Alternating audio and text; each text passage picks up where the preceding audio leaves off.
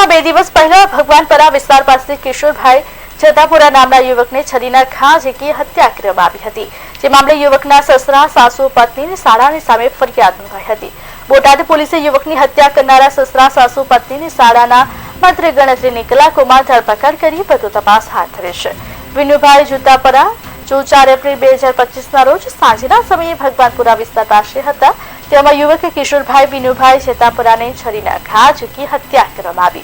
ઘટનાની જાણ થતાં બોટાદ પોલીસનું કાફલું ઘટના સ્થળે દોડી આવ્યું અને મૃતદેહને પીએ માટે હોસ્પિટલ ખસેડવામાં આવ્યો। જ્યારે મૃતકના બહેન આરતીબેન મૃતક યુવકના સસરા, સાસુ, પત્નીની શાળાએ તેના ભાઈની હત્યા કરી હોવાની બોટાદ પોલીસમાં ફરિયાદ નોંધાવી હતી।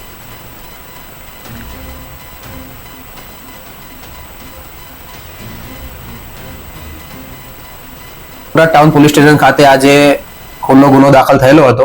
तेमां विगत जोईए तो फरियादी जे आरतीबेन छे तेमना द्वारा फरियाद आपवामां आवी हती अने आ बनावमां मरण जनार जे किशोरभाई उर्फे गडो तरीके जे ओळखाय छे तेओ बोटादना रहेवासी छे अने तेमने तेमनी पत्नी साथे ज कौटुंबिक अनबन चालती हती अने आ कारणोसर आ हत्यानो अंजाम छे ते आपवामां आव्यो हतो।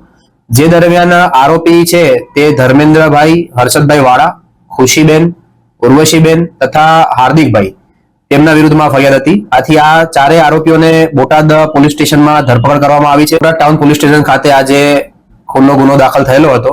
તેમાં વિગત જોઈએ તો